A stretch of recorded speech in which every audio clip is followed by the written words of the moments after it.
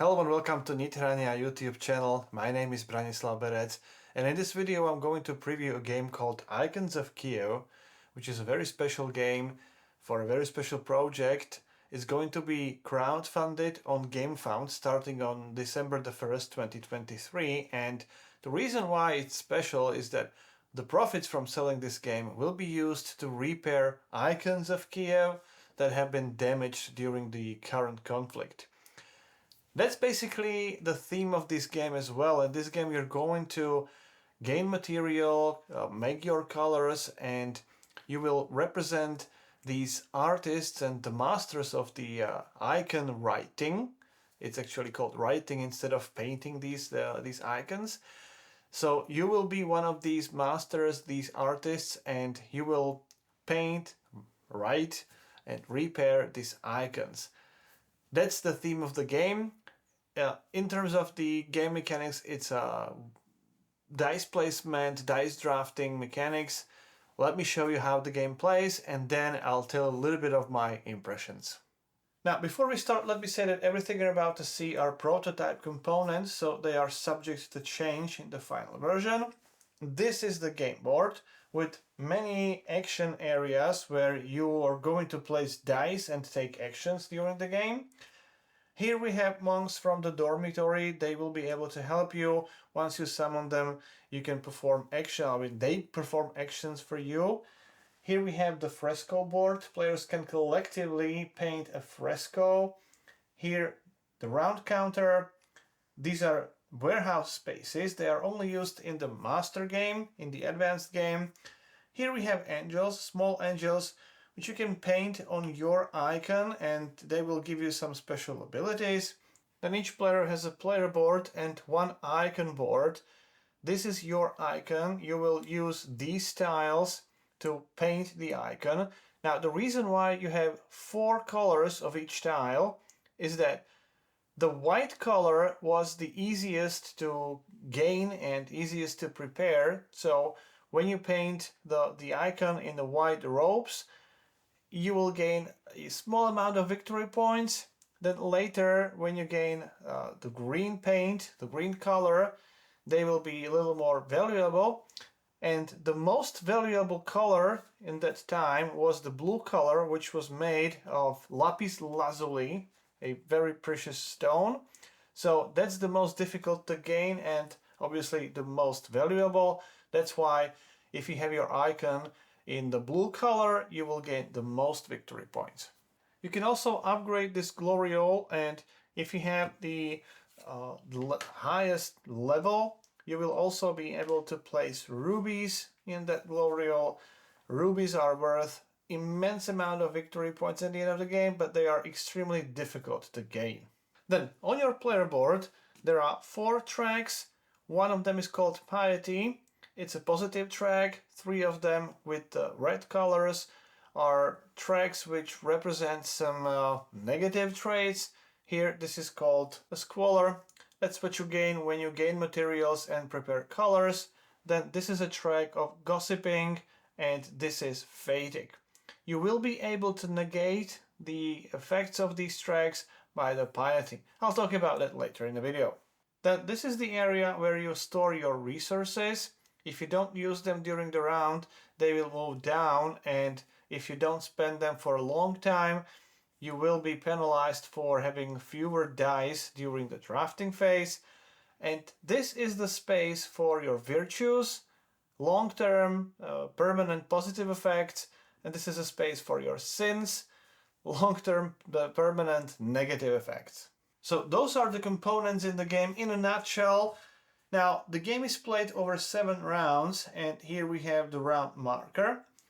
Each round has several phases, and the first phase is the drafting phase. Starting with the first player and going clockwise, players will draft these dice. You can draft as many dice as indicated by the position of your marker in this bell tower. So players would start with 3 dice. Later in the game you can get up to 7. Players draft these dice one by one, and the number of dice in each color is limited, so if everyone drafts blue dice, for example, it may happen that they run out. Then once all players draft the dice they wanted, the drafting phase is over. In the next phase you will gain resources and you will simply roll these dice and gain everything that shows up on those faces. I'm not going to cover everything. You may gain victory points, you may gain these tokens. These are exertion tokens, or let me call them effort tokens. You will need these to gain materials and paint this icon. This is the symbol for the sins here, for example. So you will randomly choose one of these sins, put it face down in this area, and once you get all the resources, you will flip it face up and you will get this negative effect, which you can get rid of later in the game. You can also gain these help tokens if you roll this heart symbol. They are used to flip the die to any side you want. Then this is a symbol for piety, so you will gain 1 piety point. Similar to sins, you will be able to gain virtues if you roll such resource. And once you collect resources from all your dice, the resource phase is over. Don't change the faces of these dice because you will use them during the next phase, which is the action phase. In the action phase, again starting with the first player and going clockwise, players will place dice on these action spaces and perform actions.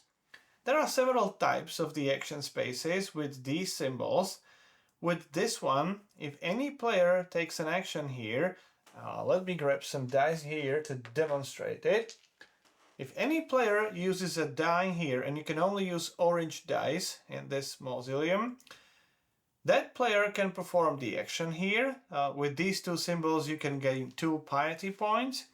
Then if any other player wants to take the same action here, this symbol indicates that that player has to place 1 more die than the previous player. So in this case it would be 2 dice. Then again, if any other player would like to take the same action, that player would have to place 3 dice in this action space, which is way too expensive. Essentially, the action space is still available, but it gets more and more expensive the more players take actions here. With this one, if any player takes an action here, that action is blocked and no other player may take an action here this round. With these spaces, as you can see with this symbol, unlimited number of dice can be placed here, and again you only need 1 die to take the action, which means any number of players can take this action any number of times during the round as long as they have the corresponding dice. So let me now briefly explain all those action spaces in the game, and we can start with this bell tower. You can place any dice here, any number of dice. They have to be orange. When you take an action here, you move your marker 3 spaces forward. You start from this bottom space, and as these lines indicate, you will go in this zigzag way. And when you reach the red space, you can move your marker to this space, which means you will draft 4 dice in the next round, potentially 5 when you reach this space. However, every time you take this action, you increase your fatigue by 1. For each fatigue you have, you draw 1 fewer die during the draft phase, but you can use this piety point to eliminate this fatigue. Basically, for each piety point, you can reduce any red track by 1. As you move forward on this track, when you get to this space, you gain 7 victory points immediately, and when you reach the last space, you get big amount of 20 victory points. Then this is the workshop, and it is used for 2 different things. First, you will gain materials, and second, you can use this action space to paint your icon. In order to use the workshop, you will have to use blue dice, and to gain materials you have to use a die with this particular face. Now let's say we have this blue die, but we don't have the specific face. We would need this one. So if you have a die but with the incorrect face and you have this help token, you can use it to change the die to any face you want, and now you can use the die. As I said, in order to gain materials, you need a blue die with this face, with this symbol, and in addition, you need to use those effort tokens or exertion tokens. These action spaces have this symbol, which is this one, which means the first player to use that action space only needs one exertion token. So you take the token from your reserve, if you have any, place it in the action space, and then you can take the indicated number of resources. Here you get 4 white pigments. In addition, however, you get 1 squalor. You get these 4 pigments from the general reserve and place them in this area, and you gain 1 squalor, which means you increase this track by 1. The next player would have to place 2 exertion tokens in order to take this action. However, only 1 die, 1 blue die with this specific symbol. Gaining green, red, and blue materials works in the same way. With these action spaces, again, you would have to place the exertion token here, and you gain 2 squalor. But with this one and this one, you gain 1 gold, and in this action space, you gain 1 ruby. Then, with this area, you can paint your icons. So let's say I have another blue die, and again, it has to be the symbol that matches the symbol over here. So it has to be this painting symbol. And similar to gaining resources, when painting the icon, you also have to spend some of these exertion tokens. The number of these exertion tokens you spend determines how much you can progress with painting your icon. If you only spend 1 of these tokens, you can only paint a white robe and the first level of gloriole. So in our example, it would be these tiles. In addition to those exertion tokens, you also have to spend the indicated resources. Anytime you want to paint this gloriole, it has a lot of gold color, so you need to spend gold. You need 1 gold for the level 1, 2, 3, 4, respectively for level 2, 3, and 4 of the gloriole. However, for these higher level glorioles, you have to spend more exertion tokens. For white robes, you need white pigment, for green, green pigment, for red, red and green, and so on. Everything is listed on this player 8. So you can decide how many exertion tokens you're going to spend, place them in this action space, and then you can paint your icon. When you paint the icon, you obviously have to spend these resources, and then based on which parts of the icon you paint, you place these tiles in your icon board. Let's say we also painted the gloriole. Now, if you have the entire icon completed, which means all 3 parts are now painted, you score the icon immediately. The victory points again are listed on your player 8. For these basic levels, you only score 1 victory point. The more advanced and the more precious materials are used, the more victory points you score. So in this example, you would score 1, 1, 1, only 3 victory points. You can repaint your icon later in the game. So let's say with enough exertion tokens and enough gold, you will be able to paint this, let's say, level 4 gloriole. With enough resources, you can, for example, directly upgrade this white robe to, let's say, the blue robe. And now you score 7 victory points for the gloriole, 5 victory points for this blue robe, and 1 victory point for the white robe. However, every time you paint something on that icon, if the icon is complete, you immediately score that icon over and over again. Now, talking about the painting, here we have these small angels. There are 5 unique angels in the game. You can gain them for spending the indicated number of dice of any color. And when you do, you can take that angel, and there are 2 spaces for these angels to the left and to the right of the gloriole. Once you place an angel there, it's permanently painted there. You may not move it, you may not remove it. And since this is also counted as painting or writing the icon, you can immediately score it again just by placing the angel. You can have maximum 2 angels on your icon. Furthermore, each angel will also give you some special ability. Now, every time you paint the icon, as indicated on your player aid, after spending the resources, you also gain some bonuses. Part of those bonuses are skill cards. Skill cards are these cards. So let's say we painted a white robe. You can take these white cards. You can choose any one card you want. They are public information. And let's say I take this one. The rest of the cards is returned to the deck. You can then place that card somewhere in your play area, and these cards give you some special abilities.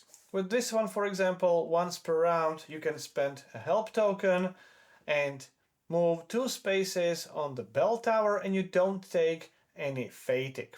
You take this card every time you paint an icon, so the number of cards you can have is not limited. So that's about it. That's how the workshop works. Now let's move to this cathedral.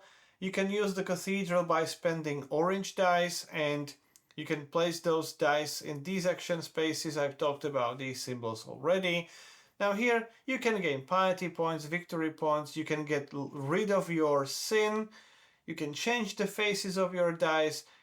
With Basilica, similar to Cathedral, you can only spend white dice here, and again you can gain help tokens, exertion tokens.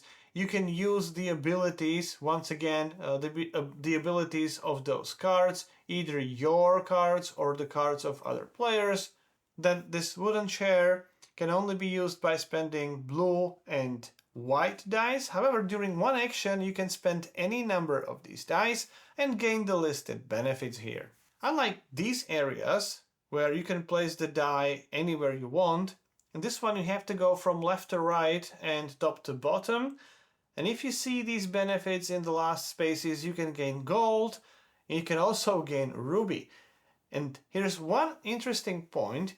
If you spend a die which shows this tool symbol and you place it in that space, you gain that bonus twice, or you gain that effect twice. So if this is completely filled and it's your turn and you have enough dice, you can actually gain 2 rubies for free. As you can imagine, that's very rare. Now, here we have these brothers in the dormitory. In order to summon summon one of them, you have to use a white die, but you gain a negative gossip point. Then you can choose one of these brothers and take the effect from the top of the card. And then the card is moved to this farmyard area. The empty space is immediately refilled with a new card. Now, other players, and basically all players, can use this brother later in the game by spending another die. However, they can only use this chat function, which has the effect which is significantly weaker than the first one over here. Although from time to time, the effect at the bottom may be more suitable to you than the effect at the top. Finally, this area contains choruses. These are something like objectives in the game. This symbol indicates that you don't need to spend any die here. If you fulfill, if you meet some of the criteria on one of the tiles, you can take the tile with the blue die. You can place that tile somewhere in your play area, and the blue die is now your own personal die. You will never lose it. You can use it as any other dice in your pool. However, at the end of the round, it returns back to you. So effectively you have one more die to use every round. These choruses are not replenished, so there are only 5 in the game, and each player can have maximum 2 of these choruses, so maximum 2 blue private dice. So that's it. That's how the action phase works. Once players place all their dice, they have to pass, and when every player passes, the action phase is over, and we move on to the fresco phase. In this phase, players can collectively paint this fresco. To paint the fresco, players can use resources in their possession, and for each resource you spend, let's say we would take 3 white resources, you move the marker of your player color 1 space forward for each resource spent. At the same time, move this total number of resources spent, And here we have one small confusion. These cubes don't represent the material spent, these represent player colors. Now, player color can be seen by these warehouse tiles, for example. You can also see the player colors with these tokens. As I said, this is a prototype version of the game. The player colors may change, and hopefully they will change for the final version.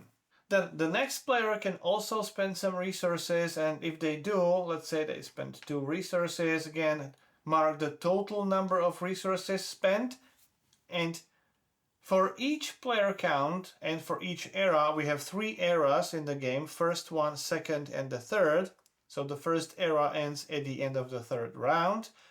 If at the end of the era, the total number of resources spent is equal or higher than the requirements, then all players collectively gain victory points. You gain 1 victory point for each resource you have contributed. If this number is not reached, then each player gains half victory point, 0.5 victory points for each resource spent. Let's say in a first era, in a 4-player game, you would need 10 resources in total. In the second era, 16, and in the third era, 22. If at least 2 players collectively work on this fresco, they can actually gain pretty nice number of victory points here. Then after the fresco era, there is a Abbot's Wrath phase, in which if you still have any resources that have not been spent, you have to move them down to the next level. Now, if you have any squalor, for each squalor point, you have to move 1 resource cube, 1 additional space down. You can choose which one you use. And if any die gets down to this area, for the next round you will have 1 die fewer during the drafting phase, and this one you can even have 2 dice fewer. So you want to avoid that, and you want to use these resources before this happens. Then for each gossip you would have to discard these help tokens, and for Fatic again you have fewer dice available next round. So definitely you want to get rid of these negative points. You can do that by spending the piety. And with that, this Abbot's Wrath phase is also over.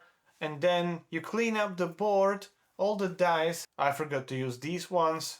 All the dice from all action spaces are returned back to the pool. All the tokens are discarded. The only exception is your private blue die. This one is returned back to you, back to your player board. Then you can move the round marker and you can move to the next round. Now, at the end of the third round, you will perform this fresco scoring. 3 more dice are added to the pool because as players gain more and more dice, you will run out of these colors during the drafting, so more dice is always good.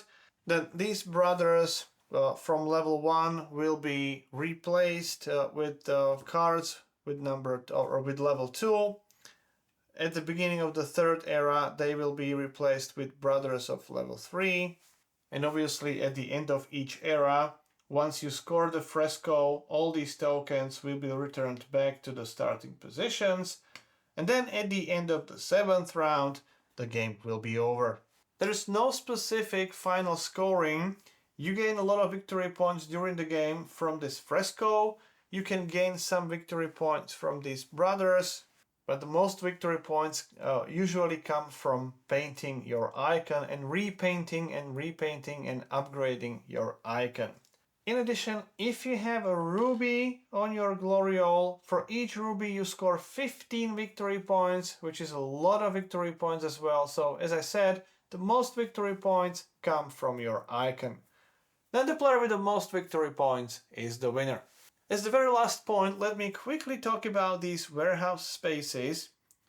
You can play a game as a standard game without these warehouse spaces. If you want to use them, I would call that game an advanced version. It is slightly longer and more complicated because players can use these warehouse tokens, and they can place any resources, any number of resources on these tokens, including the gold, including the ruby if you still have it here. and you can place as any number of resources as long as they don't fall out, and you can place this token on any space on this track. You can even place it on a space where another player has a token. You would move that token to a lower space, and if there are many tokens here, some of them can actually be pushed away. Now the trick is that if, let's say, this is a white player who offered these resources, white player can never take these resources back.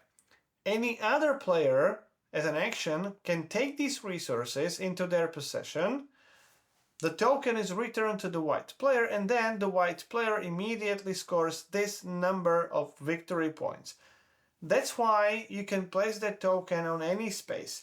If you, for example, if you want to offer a just one green pigment, you can estimate that nobody wants to pick it up for 9 victory points, but for 3 victory points it might be tempting for some of the players. So that's it. That's Icons of Kyiv. With supporting the project, again, just to remind you, it starts on GameFound on December the 1st, 2023. With supporting the project, you not only get so that's it. That's Icons of Kyiv. With supporting this project, which again starts on December the 1st, 2023 on GameFound, with supporting this project, you not only support a good cause, but you also gain a very interesting game. Dice placement and dice drafting is one of my most favorite game mechanics in the entire list of all the game mechanics. Grand Austria Hotel, for example, is one of the best games I have ever played, and maybe the best game that uses dice drafting. Other games that uses dice drafting, dice placement, I like Crystal Palace, I like Roll for the Galaxy, that's an interesting game. I like Beyond the Sun, and all these games, just to name a few of them. So this mechanics, this is really something that caught my attention, and I have to say, the game is medium, maybe medium to heavy. It's more towards medium heavy, I would say. There's a lot of things to look at in this game, and a lot of things to monitor, and it's all interconnected. It might seem very easy to paint the icon, and you may think that, well, okay, you can get victory points from painting the icon several times. However, you can do that, but initially you can score 3 or 4 victory points for painting the icon. That's not much. To get to higher number of victory points, to more valuable colors and paintings, you need precious resources. You need the blue pigments. You need the green. To paint a blue rope, you need white, red, green, and blue pigments. So we need all of them, which means you need to take that action 4 times. Then for painting the gloriole, you need gold. For level 2, level 3, you need 3 gold. Again, you need to take that action more than once. Now, how do you take that many actions? You need more dice. When you place a die in the bell tower and move on the track, and you get more dice potentially, for each action there, you take a fatigue. And with fatigue, you have fewer dice next round. So you have to balance what you do, when you take which actions, and you have to really plan ahead. If you create a valuable icon that scores 10, 11, 12 victory points, you definitely want an angel, which is a small investment and scores your valuable icon again. And you want 2 angels, so there is a fight for these angels as well. There is a lot that's going on in this game, definitely. And it's not that easy to score that icon many times in the game. Definitely not. You will score it just a couple of times, and that's why you want to have it as valuable as possible. You can do scorings of a lower values, but you really want to get to higher values. On the other hand, you can use Fresco. You can use the Fresco board. you can score victory points, pretty high amount of victory points, just by using the Fresco. If there is another player who cooperates with you, it gets even easier, and together you can score victory points and get ahead of other players. So yeah, you need to plan ahead. You need to think strategically in the game. It's not a game which is easy to play well. So I was really positively surprised with this one. By the way, components are really great. This is just a prototype of the prototype version of the game. But if this was the final version, I would be absolutely happy. The cardboard is very thick. The cards are fantastic quality. The dice are great. The art is nice. The only thing that I complain about a little bit is the player colors, which are the same as the component colors, the pigment colors. Again, this is a prototype version. Hopefully for the final version the player colors will be different, because it's just a little bit confusing. But this is something which is easy to fix.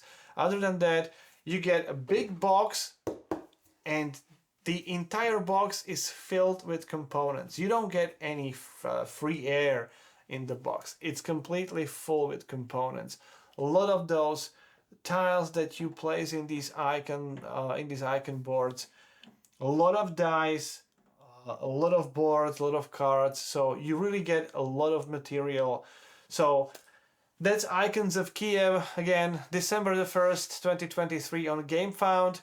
You've been watching the game preview of this game. My name is Branislav Berec from YouTube channel called Nithrania, and hope to see you next time when previewing another game.